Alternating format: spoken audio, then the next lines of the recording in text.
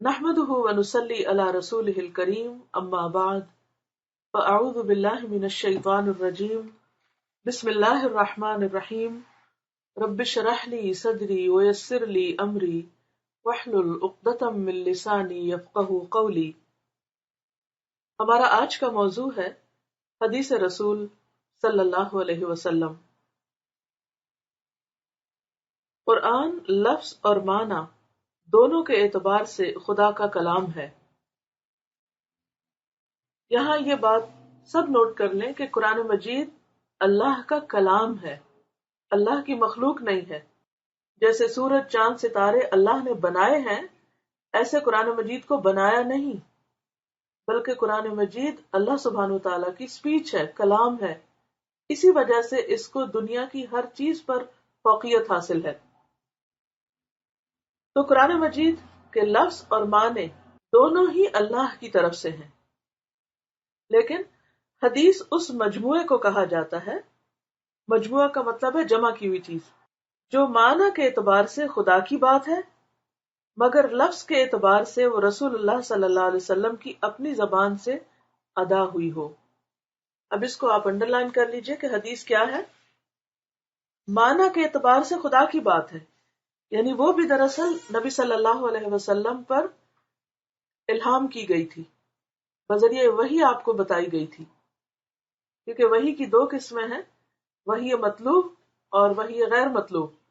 وہ وحی جو تلاوت کی جاتی ہے یعنی قرآن مجید کی شکل میں، اور وہ وحی جو تلاوت نہیں کی جاتی یعنی حدیث کی شکل میں۔ تو حدیث کیا ہے؟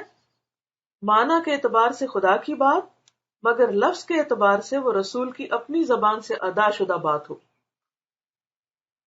گویا الفاظ نبی صلی اللہ علیہ وسلم کے ہیں اور معنی اللہ سبحانہ وتعالیٰ کا۔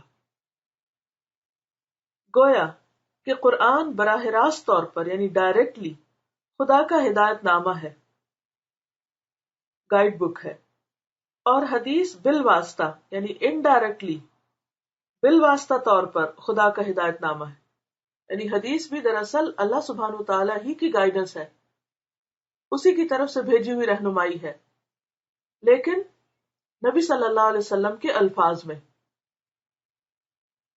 حدیث کی بہت سی کتابیں ہیں، ان میں سے کچھ کتابیں وہ ہیں جو خصوصی طور پر زیادہ اہمیت رکھتی ہیں، مثلا صحیح البخاری، صحیح مسلم، جامع الترمذی، سنن ابی داؤد، سنن النسائی، سنن ابن ماجہ ہے، موطا الامام مالک، مسند الامام احمد۔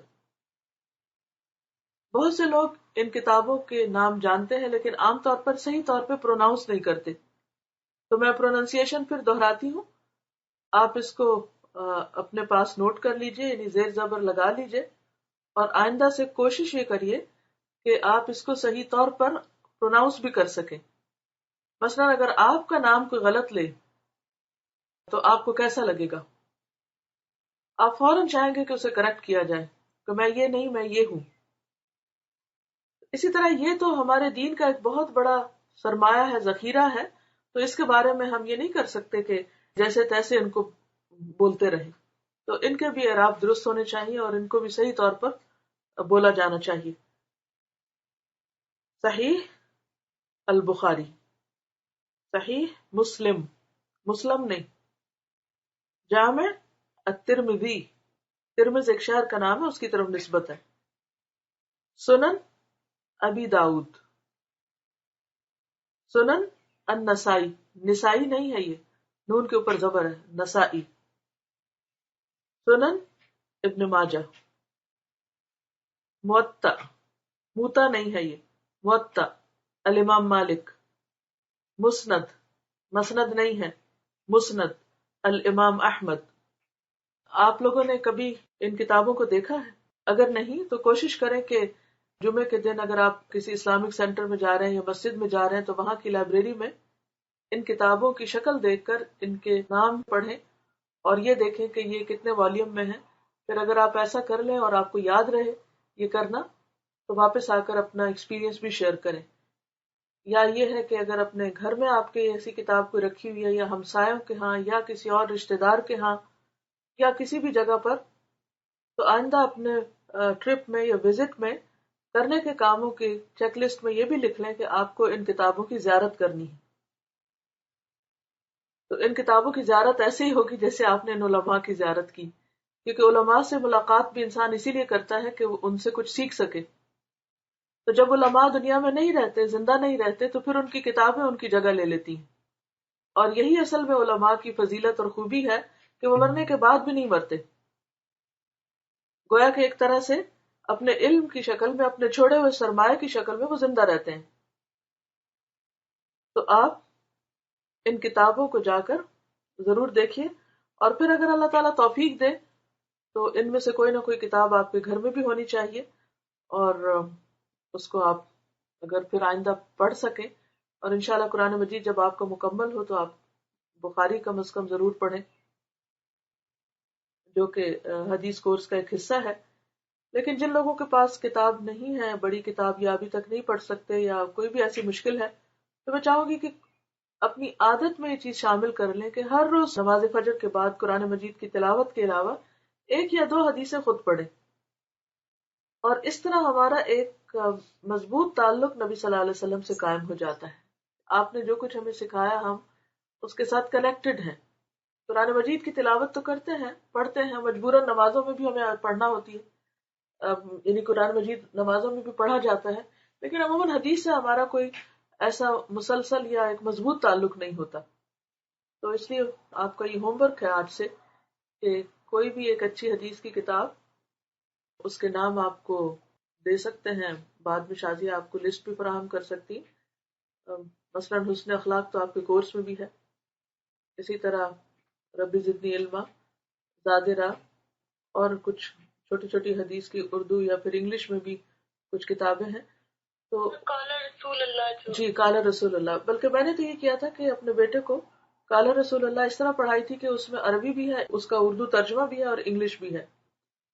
تو شروع میں عربی پڑھتی تھی، اس سے کہتی کہ آپ اس کی انگلش پڑھو، پھر اس کی اردو پڑھ دیتی، پھر آہستہ آہستہ میں نے اس سے عربی بھی پڑھوانی شروع کی، پھر اردو بھی پڑھوانی شروع کی. تو الحمدللہ وہ تینوں زبانوں میں پھر حدیث پڑھ لیتا تھا. تو اس طرح ایک تو بچوں کی لینگویج کی بھی کچھ پریکٹس ہو جاتی ہے، دوسرے یہ کہ نبی صلی اللہ علیہ وسلم کے جو اصل الفاظ ہیں وہ بھی ہماری زبان سے ادا ہونے چاہیے اور ہمارے بچوں کو بھی آنے چاہیے. بہرحال حدیث کی یہ اہم کتابیں ہیں. اور پھر حدیث قرآن مجید کی تشریح اور تفصیل ہے، اس کو بھی انڈر لائن کریے.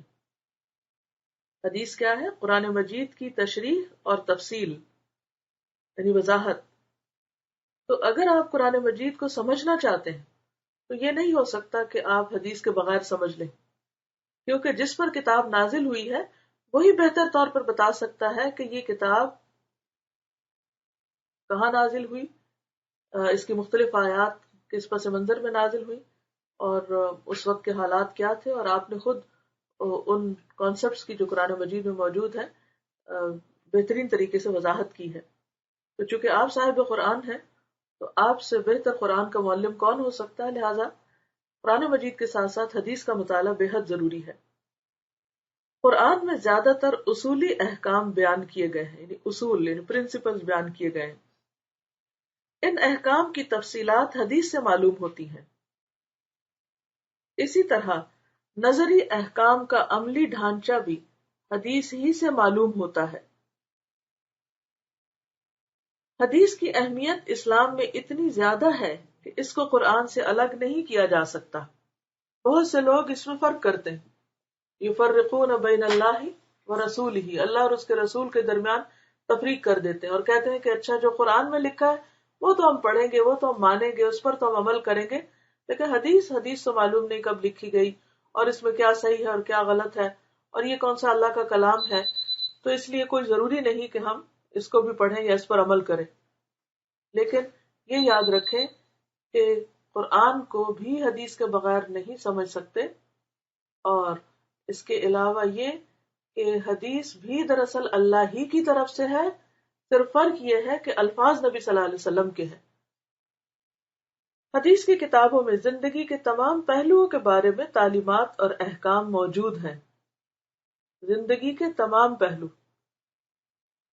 مثلاً یہ کہ نیت اور کیفیت کے اعتبار سے ایک مسلمان کو کیسا ہونا چاہیے، عبادت کا تفصیلی طریقہ کیا ہے، مثلا نماز کیسے پڑھی جائے، روزہ کیسے رکھا جائے، حج کیسے ادا کیا جائے، روزمرہ کی زندگی میں لوگوں کے ساتھ کس طرح معاملہ کیا جائے، شوہر کے ساتھ کیا معاملہ ہو، بہن بھائیوں کے ساتھ کیا ہو، والدین کے ساتھ کیا سلوک ہو، ان تمام چیزوں کی تفصیلات ہمیں جس طرح حدیث میں ملتی ہیں قرآن مجید میں نہیں ملتی، کیونکہ حدیث قرآن مجید ہی کی دراصل مزید وضاحت ہے۔ اب ہو سکتا ہے آپ کے ذہن میں یہ سوال آ رہا ہو کہ قرآن مجید میں یہ سب کچھ کیوں نہ لکھ دیا گیا تاکہ ہمیں اور بھی زیادہ یقین ہوتا۔ بات یہ ہے کہ اگر قرآن مجید میں یہ ساری باتیں جو حدیث میں لکھی ہوئی ہیں وہ بھی ڈال دی جاتی تو اس وقت قرآن مجید کا والیوم اتنا زیادہ ہوتا کہ ہمارے لیے اس کو پڑھنا ہی مشکل ہو جاتا، اور سارا حفظ کرنا اور یاد کرنا اور بھی مشکل ہوتا۔ زبان کا استعمال، پھر یہ لکھتے ہیں کہ زبان کا استعمال کس طرح کیا جائے، یعنی کیا بولا جائے اور کیا نہ بولا جائے، کھانے پینے کے حدود کیا ہیں، کیا کھا سکتے ہیں کیا نہیں، کیا حلال ہے کیا حرام ہے۔ اگرچہ قرآن مجید میں اس کے اصول موجود ہیں مگر تفصیلات ہمیں مزید احادیث سے ملتی۔ خاندانی نظام کا ڈھانچہ کس طرح بنایا جائے، یعنی نکاح کیسے ہو، طلاق کیسے ہو، اس طرح کے مختلف احکامات۔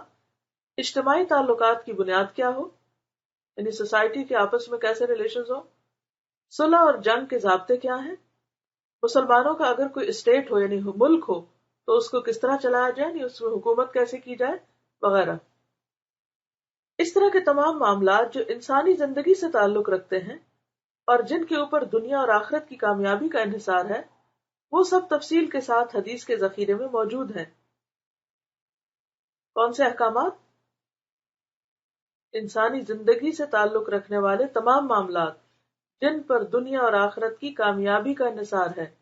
تو اس لیے ہم کیسے کامیاب ہو سکتے ہیں اگر ہم یہ جانے ہی نہ، دیکھے ہی نہ کہ ہمارے رسول صلی اللہ علیہ وسلم نے کیا فرمایا، کیا کیا، کس طرح کی زندگی گزاری، ہمیں کیا تلقین کی، قرآن پر خود کیسے عمل کیا۔ حدیث کے مطالعہ کے بغیر نہ اسلام کا مطالعہ مکمل ہوتا ہے اور نہ حدیث کے بغیر اسلامی زندگی کا نقشہ بنایا جا سکتا ہے۔ آپ بھلے اسلام پر کتنی بھی کتابیں پڑھ لیں لیکن اگر آپ نے حدیث نہیں پڑھی تو گویا آپ اسلام کے بارے میں مکمل معلومات نہیں رکھتے، آپ کی معلومات ادھوری ہیں۔ قرآن کے بعد اسلام کا سب سے بڑا ماخذ حدیث ہے۔ قرآن کے بعد اسلام کا سب سے بڑا ماخذ یعنی سورس۔ کسی حدیث کے بارے میں جب یہ ثابت ہو جائے کہ وہ پیغمبر اسلام کی حدیث ہے تو اس کو ماننا اتنا ہی ضروری ہو جاتا ہے جتنا کہ قرآن کو ماننا۔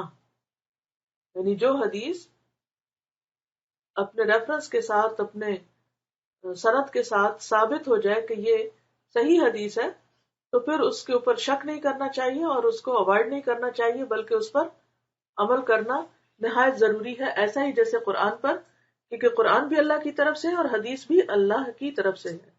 تو اللہ تعالیٰ ہمیں اس پر عمل کی توفیق عطا فرمائے۔ اس کے ساتھ ہی میں اجازت چاہتی ہوں۔ السلام علیکم ورحمۃ اللہ وبرکاتہ۔ سبحانک اللہم وبحمدک، نشہد ان لا الہ الا انت، نستغفرک ونتوب الیک۔ السلام علیکم۔ وعلیکم السلام، جزاک اللہ خیر۔